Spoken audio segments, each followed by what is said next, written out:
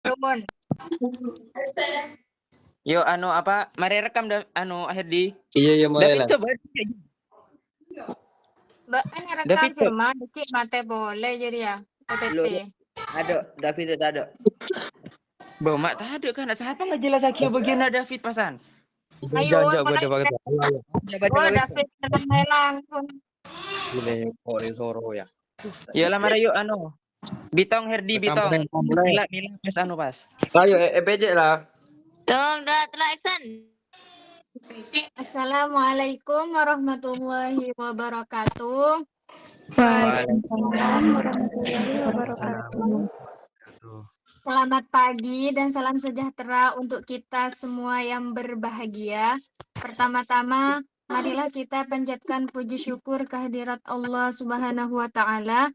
Karena berkat rahmat dan hidayahnya, kita dapat melaksanakan presentasi hari ini dengan topik pengulangan larangan jilbab dari Orde Baru ke Paskibraka 2024, gegerkan masyarakat lantaran bertentangan dengan nilai Pancasila. Untuk mengefektifkan waktu, langsung saja kita masuk ke sesi pertama, yaitu penyampaian materi oleh para presentator. Kepada presentator pertama, Saudara David Maulana, disilahkan. Baik, saya akan menjelaskan tentang definisi kebijakan pemerintah. Yang mana kebijakan ini berasal dari keputusan Kepala Badan Pembinaan Ideologi Pancasila nomor 23 tahun 2024 tentang standar pakaian, atribut, dan sikap tampang paskibraka. Dalam keputusan tidak disebut secara eksplisit mengenai penggunaan jilbab. Namun dalam lampiran gambar seragam paskibraka yaitu putih, tidak ada yang memperhatikan penggunaan jilbab. Kebijakan pemerintah yaitu seperti keputusan, tindakan, atau peraturan yang dikeluarkan oleh lembaga resmi negara dalam tujuan mengatur, mengendalikan, dan mengarahkan masyarakat dalam bidang tertentu.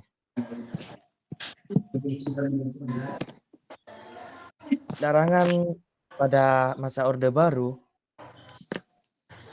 Indonesia sangat menekankan pada seragam, netralitas, simbol negara, dan stabilitas nasional.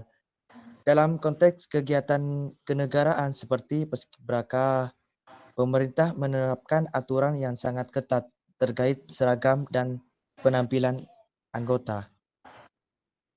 Yang mana seperti yang pertama itu menjaga keseragaman pakaian seluruh peserta. Yang kedua, menghindari simbol-simbol keagamaan dalam kegiatan kenegaraan. Yang ketiga, mewujudkan netralitas ideologi dan menjaga citra nasional. Yang mana beberapa peraturan perundang-undangan yang bisa dikaitkan dengan tema tersebut, yaitu larangan jilbab pada paskibraka.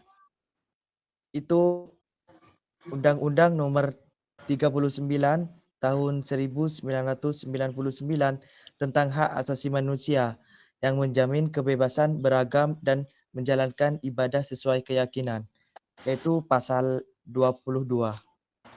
Yang mana juga Undang-Undang Dasar 1945 pasal 29 ayat 2, negara menjamin kemerdekaan tiap-tiap penduduk untuk memeluk agamanya masing-masing dan untuk beribadat menurut agamanya dan kepercayaannya masing-masing. Mungkin itu penyampaian dari saya. Saya serahkan kepada moderator. Baik, terima kasih.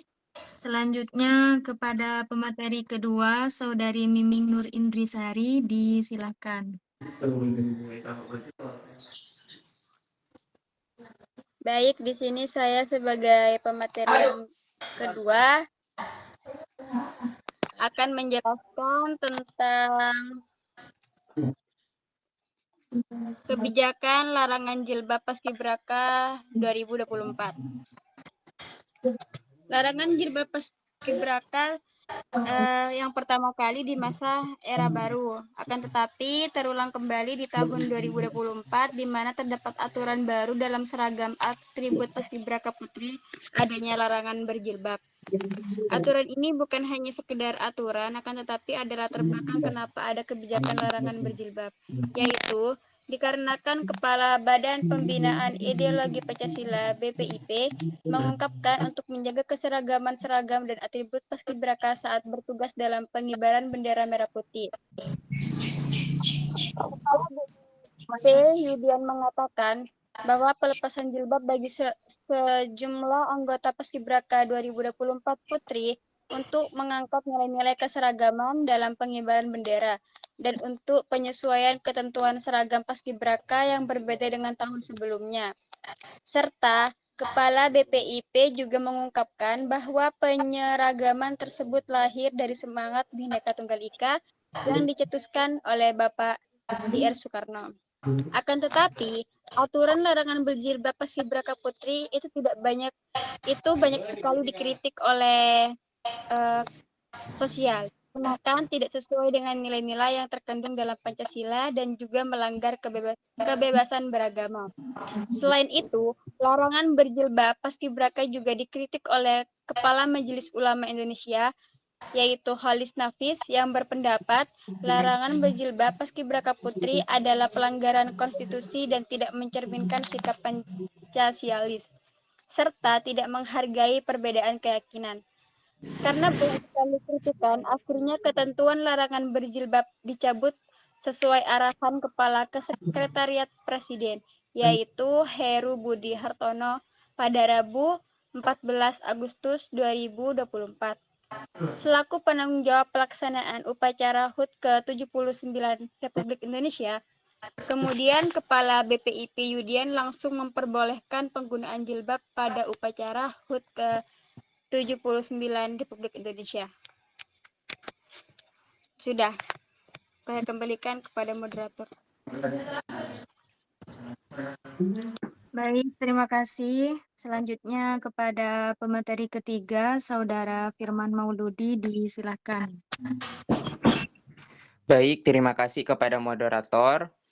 Di sini saya akan menjelaskan mengenai kebijakan larangan jilbab pada masa Orde Baru. Larangan menggunakan jilbab terjadi pada masa Orde Baru, di mana kebijakan ini tidak hanya sekedar larangan, tetapi ada alasan di baliknya. Jilbab hanya dipakai dalam acara tertentu. Meskipun ada larangan para pelajar harus memakai jilbab, pemakaian jilbab di sekolah makin meningkat karena gerakan dakwah dari beberapa lembaga. Gerakan ini memberi motivasi dan dalil untuk memakai jilbab. Nah, gini teman-teman, hubungan Islam dengan pemerintah Orde Baru, Soeharto, itu ada hubungan tidak baik, di mana Islam di sini itu dijadikan alat politik oleh pemerintah Orde Baru. Nah, tadi kan disebutkan kalau Islam itu yang menggunakan jilbab hanya dipakai dalam acara-acara tertentu. Misalnya Idul Fitri, Idul Adha, Melayat, dan lain-lain, atau pengajian gitu. Nah, untuk larangan jilbab itu sendiri, itu terjadi pada kaum pelajar. Karena pada masa Orde Baru itu, marak-maraknya penggunaan jilbab oleh kaum pelajar. Nah, sehingga muncul kebijakan melalui surat yang dinyatakan melarang penggunaan jilbab. Namun, larangannya itu tidak secara jelas dikatakan di surat itu, kayak misalnya dilarang menggunakan jilbab bagi siswa-siswi sekolah dasar menengah ataupun menengah atas gitu. Itu tidak seperti itu, teman-teman. Nah, berdasarkan keputusan Direktur Jenderal Pendidikan Dasar dan Menengah Departemen Pendidikan dan Kebudayaan nomor 052 miring C cap miring C miring cap miring D82 pada bab 1 bagian umum pasal 1 bunyinya itu yang dimaksud dengan pakaian seragam sekolah adalah pakaian untuk digunakan saat belajar di sekolah yang disaturagamkan. Yang perlu digarisbawahi itu yang disaturagamkan, oke? Lanjut, pakaian yang diatur bentuk atau model, warna, tambahan atribut dan cara penggunaannya.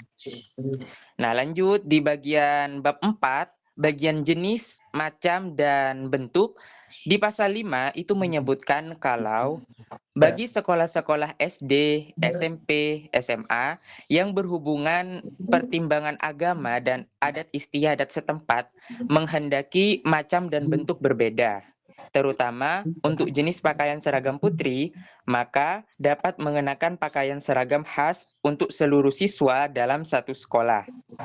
Perbedaan itu terletak pada tutup kepala khas, ukuran panjang lengan blus, ukuran panjang rok. Nah, dari bab 4 ini sudah jelas kalau sebenarnya penggunaan jilbab oleh pelajar muslimat di negeri tidak dilarang. Cuman, kalau misalnya mereka ingin memakai jilbab di sekolah, maka satu sekolah secara keseluruhan itu harus pakai jilbab. Nah, sementara di satu sekolah belum tentu agamanya muslim semua, agama Islam semua. Nah, jadi kalau misalnya pan berempan muslim arwah beberapa muslim itu mau pakai jilbab, otomatis yang agama lain misalnya Kristen, Buddha ataupun Katolik, Hindu itu juga harus pakai jilbab.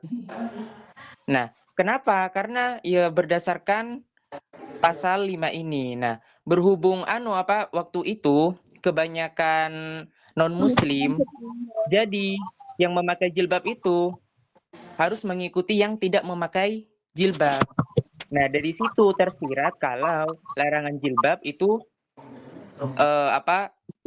bisa dilihat dari pasal 5 ini. Nah, faktor-faktor yang menyebabkan hubungan tidak baik itu, yang pertama, Islam itu percaya dengan demokrasi. Nah, terus orang-orang Islam itu menyoroti penduduk Indonesia, penyelenggaraan negara yang demokrasi ini akan mudah untuk Islam mengambil kendali kehidupan politik dan mewujudkan nilai-nilai Islam dalam segala aspek kehidupan politik. Namun ini juga menjadi trauma teman-teman. Kenapa? Karena pada masa itu, sebelum Orde Baru kalau tidak salah, itu ada DITII yang ingin menjadikan Indonesia itu sebagai negara Islam. Nah, itu jadi trauma untuk Angkatan Darat dan pemerintah Soeharto, sehingga mereka itu sudah mulai mulai jaga-jaga itu terhadap Islam. Nah, kemudian di kalangan umat Islam itu ada karakteristik pemerintahan yang di masa Orde Baru itu kan karakteristik pemerintahannya otoriter atau berdasarkan kuasa pemerintah. Nah, itu menjadikan Orde Baru ini sewenang-wenang terhadap kelompok tertentu.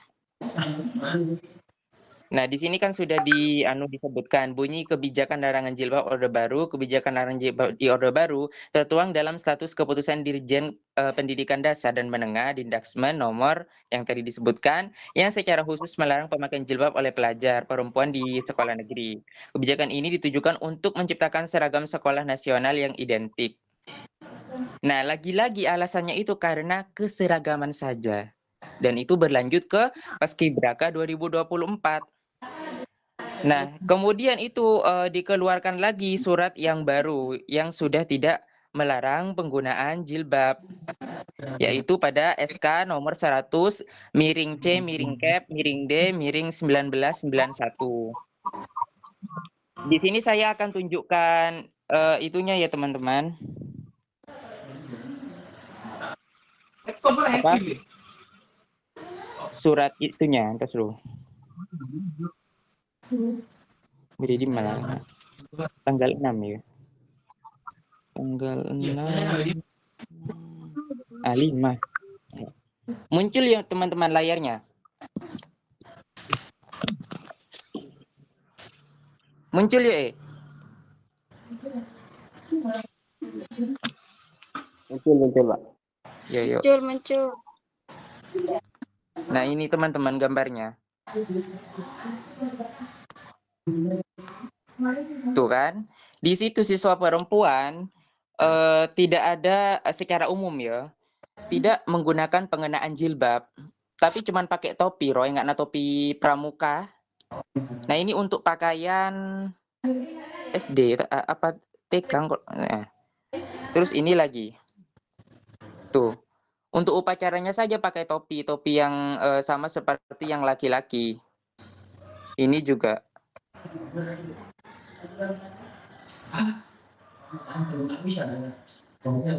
Nah, berdasarkan surat ini sudah mengindikasikan kalau pemerintah itu melarang penggunaan jilbab di masa Orde Baru.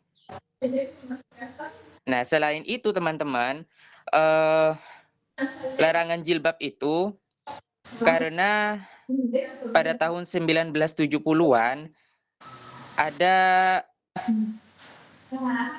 dakwah-dakwah yang masa 19 pokoknya pada masa itu ada dakwah-dakwah khususnya bagi para pelajar mengenai jilbab di sekolah-sekolah negeri. Nah, karena banyaknya penggunaan jilbab itulah makanya pemerintah itu hati-hati terhadap Islam. Mungkin itu saja yang dapat saya jelaskan. Selebihnya saya kembalikan ke moderator.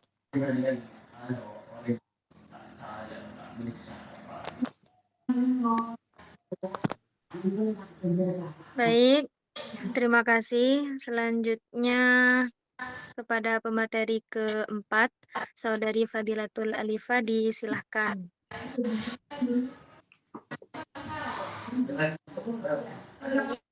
Terima kasih kesempatannya Pak oleh moderator. Selanjutnya saya akan menjelaskan tentang hak dan kebebasan mengekspresikan keagamaan.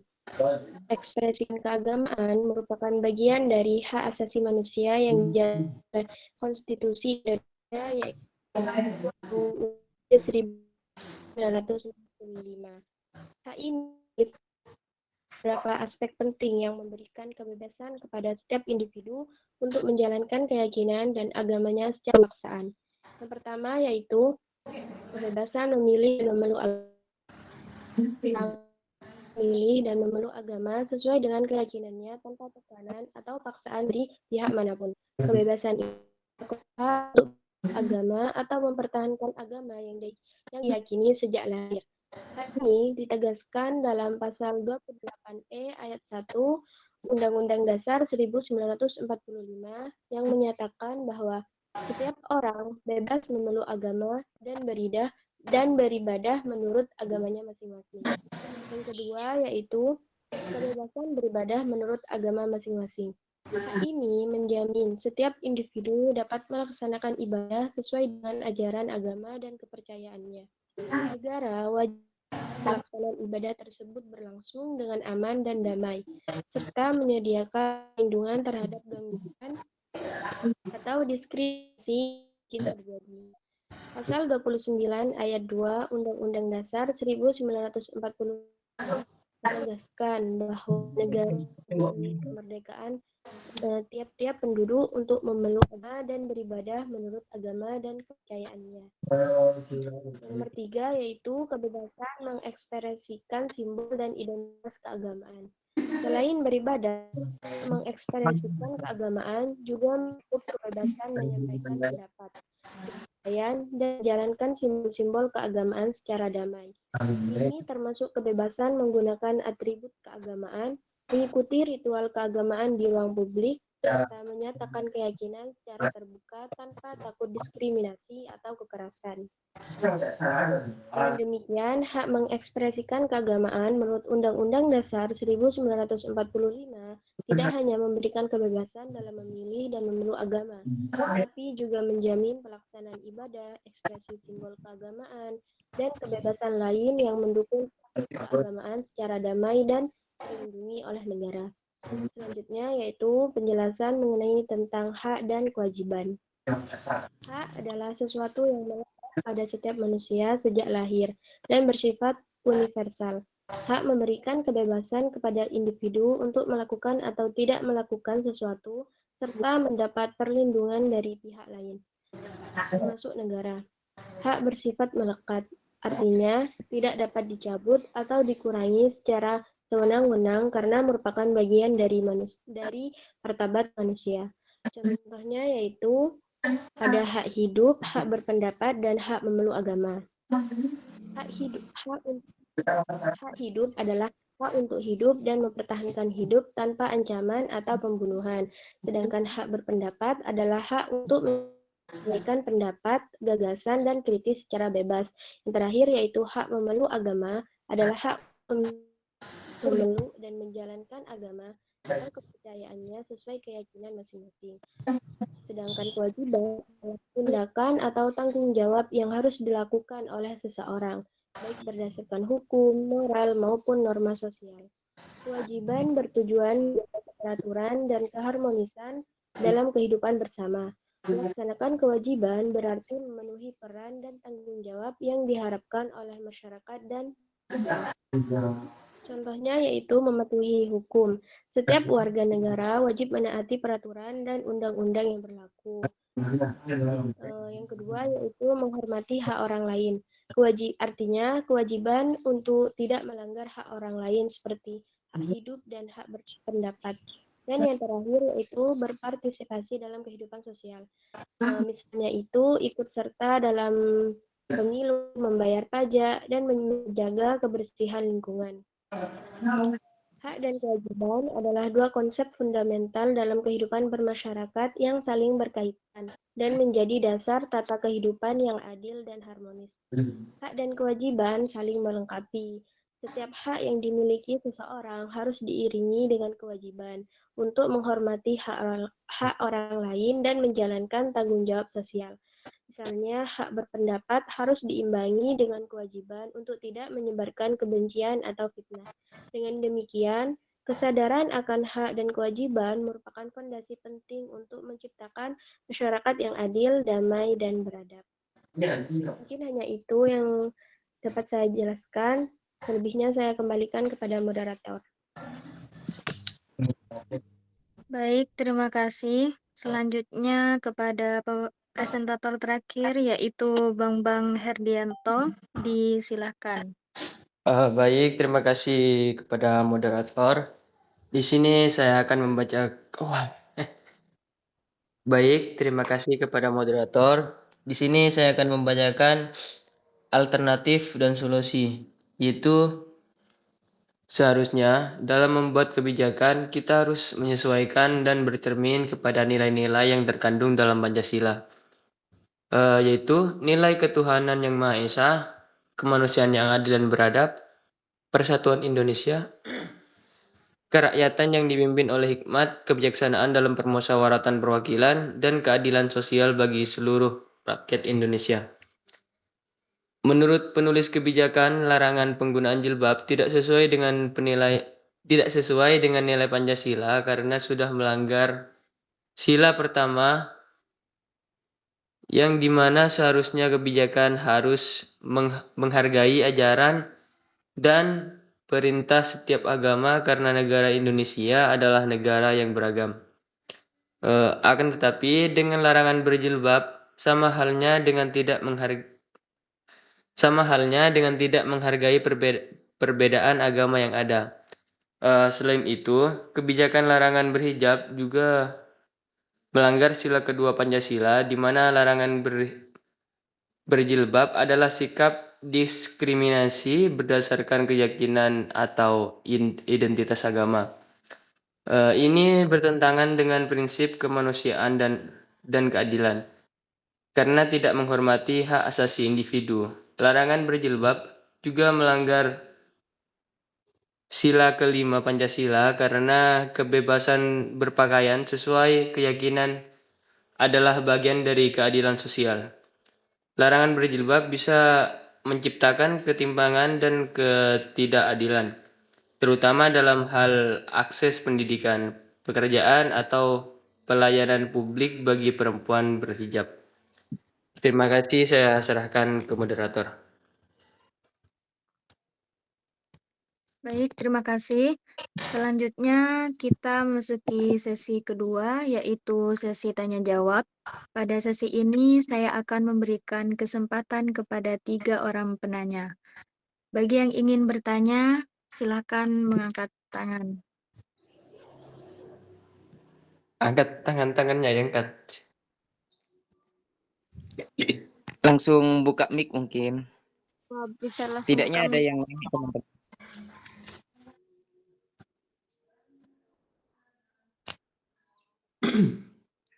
Gimana teman-teman?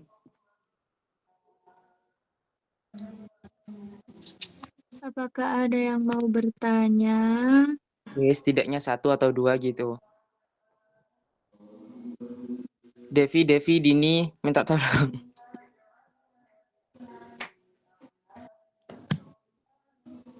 Karena mak senyap kapi.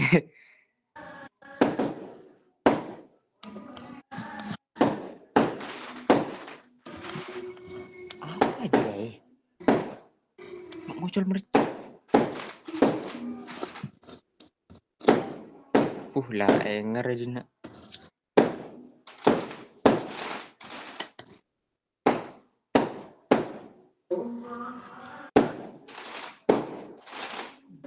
Ayo teman-teman, mungkin ada yang mau nanya. Mana teman minta tolong 1 atau 2 gitu teman-teman. Bentar, Sebentar, sabar Bapak, sabar. Iya, Sabar. iya.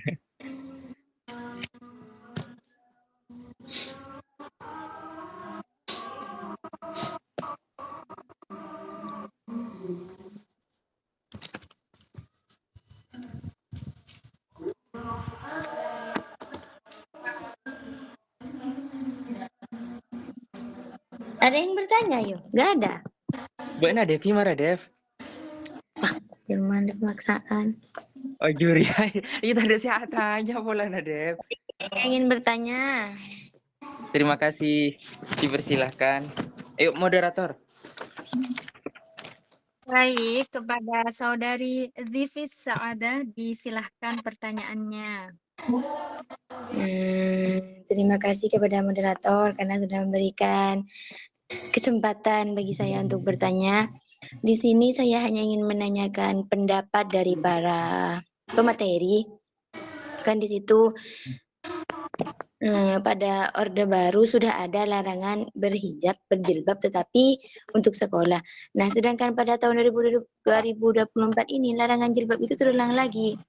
Akan tetapi pada jenjang paskibraka. Nah, menurut kalian apa faktor yang menyebabkan turunnya kebijakan larangan berjilbab bagi paskibraka? Mungkin hanya itu saja. Bisa difahami ya? Bisa. Yes. Mungkin hanya itu yang ingin saya tanyakan, kurang lebihnya mohon maaf. Sudah.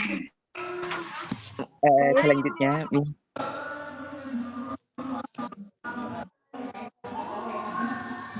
Apakah ada yang bertanya lagi? Iya, kenapa? Ya Jera, apakah ada yang bertanya lagi? Iya, sudah. Tengah ki.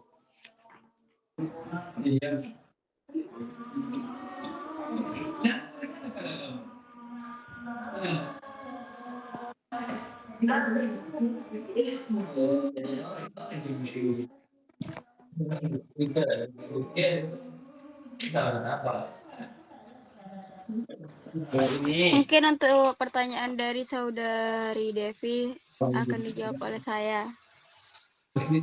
Ya. Pertanyaannya kan apa faktor yang menyebabkan larangan berjilbab terjadi kembali untuk paskibraka dikarenakan Kepala Badan Pembinaan Ideologi Pancasila mengungkapkan untuk anggota paskibraka menjaga keseragaman dan atribut paskibraka saat bertugas dalam pengibaran bendera merah putih. Nah, dari yang saya tangkap di sini kalau misalnya ada perbedaan kan di sini berbicara masalah keseragaman ya. Kalau agama Islam itu pastinya berjilbab. Nah, mungkin untuk menyeragamkan anggota paskibraka itu dari agama Islam dan yang lain, mungkin akhirnya terbitlah kebijakan keseragaman sehingga membuat kebijakan itu melarang untuk menggunakan jilbab. Hanya untuk keseragaman semata gitu. Mungkin hanya itu.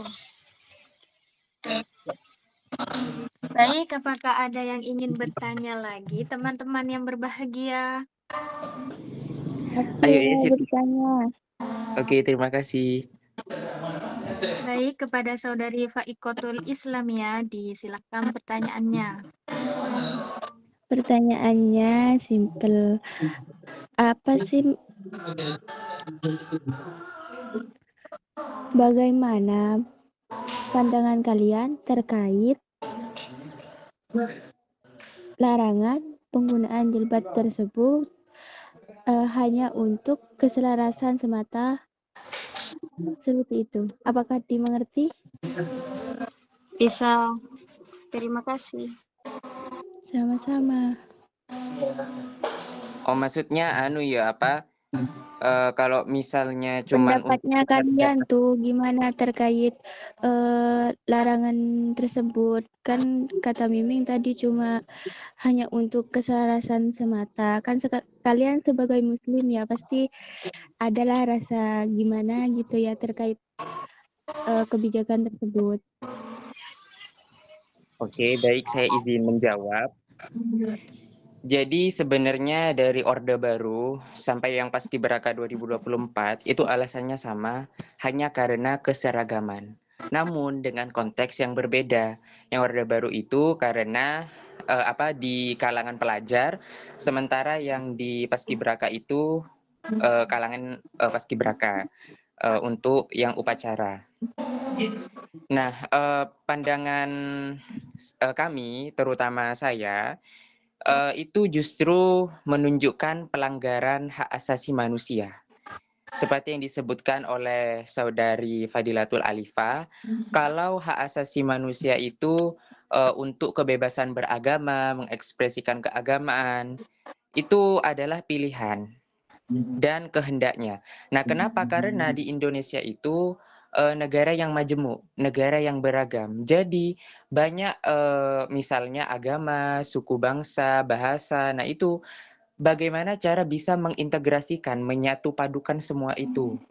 Nah, dengan tanpa melanggar hak-hak masing-masing kelompok ataupun setiap individu. Nah, seperti itu. Nah, berhubung pemerintah mengeluarkan kebijakan ini hanya karena tujuan keseragaman, justru itu menunjukkan bahwa pemerintah masih belum berjiwa Pancasila, masih belum mempertimbangkan berbagai hal yang akan menjadikan konsekuensi atau pertentangan dari masyarakat. Gitu. Padahal kan kalau mereka melihat dari berbagai sisi, bukan cuma dari segi agama saja, misalnya dari undang-undang tadi tentang hak asasi manusia yang menyebutkan tentang keseragaman. Kemudian ada juga berdasarkan Pancasila. Nah, di Pancasila kan sudah jelas ketuhanan yang Maha Esa, kemanusiaan yang adil dan beradab. Nah, dari situ kan kita kan punya kebebasan beragama. Kalau misalnya kita dipaksa untuk melepaskan antara kita taat kepada agama, antara keseragaman, ya yang pastinya lebih baik memilih taat kepada agama. Karena agama ini krusial dan istilahnya itu maksudnya apa ya, penting beliau. Kayak kalau misalnya kita berpacu sama keseragaman saja kan itu hanya untuk waktu itu saja. Sementara kalau kita taat, untuk agama, itu untuk selamanya, untuk dunia akhirat. Nah, kalau misalnya kita, membuka jilbab misalnya ya, untuk yang perempuan membuka jilbab, nah terus divideokan pada saat upacara itu, nah pastinya dosa akan terus mengalir, karena video itu akan tetap ada di penyiaran ataupun di YouTube misalkan. Nah, makanya, pandangan kami justru lebih memilih untuk taat kepada agama, kalaupun hanya soal keseragaman. Karena berdasarkan undang-undang tadi, kita punya hak dan kewajiban untuk menjalankan apa yang kita yakini, apa yang kita, ingin lakukan, seperti itu. Mungkin bisa menjawab.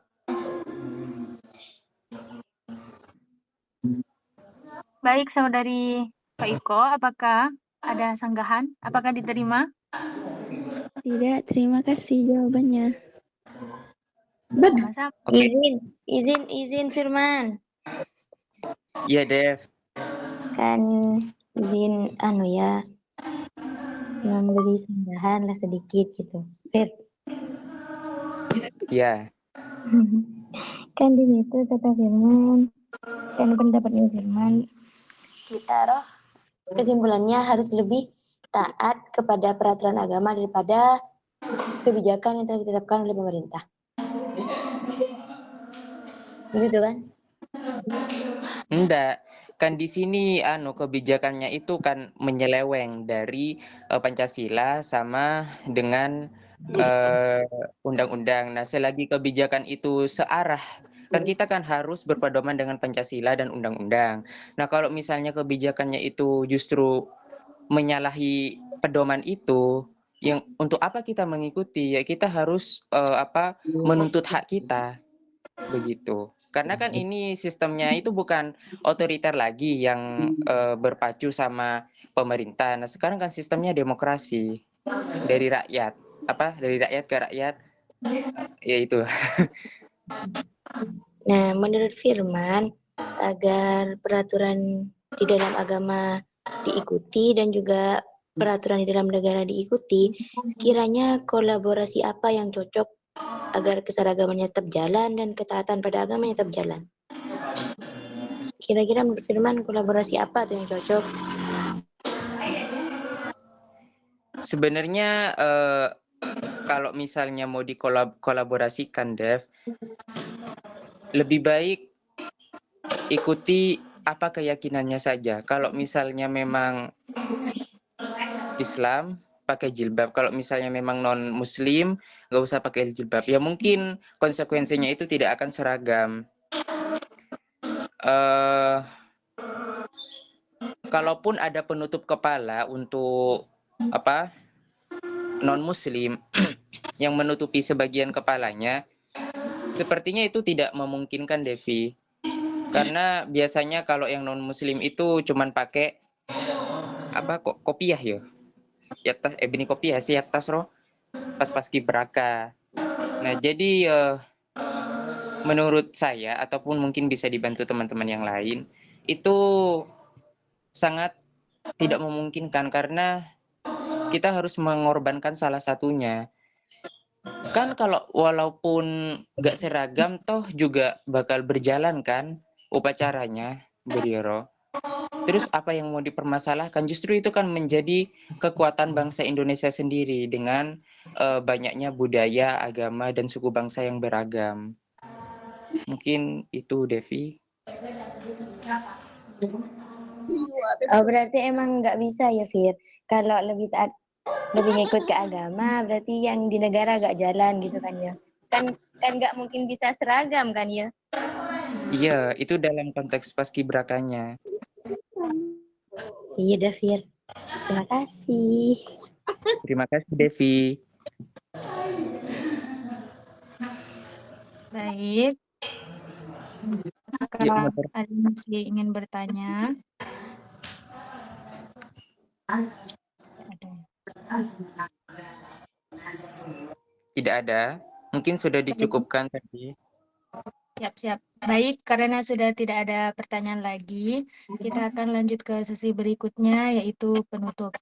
Dari pembahasan tentang larangan jilbab pada Paskibraka 2024 yang mengulang kebijakan masa Orde Baru, dapat disimpulkan bahwa larangan memakai jilbab pada anggota Paskibraka menuai banyak kritik dari masyarakat, terutama karena dianggap tidak sesuai dengan nilai-nilai Pancasila dan kebebasan beragama. Majelis Ulama Indonesia atau MUI juga menilai kebijakan ini tidak bijak, melanggar konstitusi dan tidak mencerminkan semangat Pancasila. Intinya, larangan jilbab dinilai bertentangan dengan prinsip kebebasan beragama yang dijamin oleh Pancasila dan Undang-Undang Dasar 1945, serta tidak sejalan dengan semangat toleransi di Indonesia. Harapannya, ke depan kebijakan seperti ini bisa lebih mempertimbangkan nilai-nilai Pancasila, hak asasi manusia, dan keberagaman masyarakat Indonesia. Saya ucapkan terima kasih kepada para pemateri dan seluruh peserta atas partisipasinya. Semoga apa yang kita bahas hari ini bermanfaat untuk kita semua. Saya, selaku moderator, memohon maaf atas segala kekurangan selama acara berlangsung. Sampai jumpa di kesempatan berikutnya dan tetap semangat belajar juga nugasnya. Wassalamualaikum warahmatullahi wabarakatuh. Waalaikumsalam warahmatullahi wabarakatuh. Warahmatullahi Waalaikumsalam warahmatullahi wabarakatuh. Anu Her, apa ambu lah Her? Ambu bang. Bang, Her, ambu bang. Herdi. Mah Herdi Ada elang wak. Tedu. Ayo. Mari Pak Ketua. Iya, mari lah. Her. Bermah Herdi jera ya Allah. Her. Bujur. Iya tidur. Buyi terus video na bermah geng. Girianan kok tak tahu je. Her. Ya telepon kita. Woi, apa itu? Video na ambu.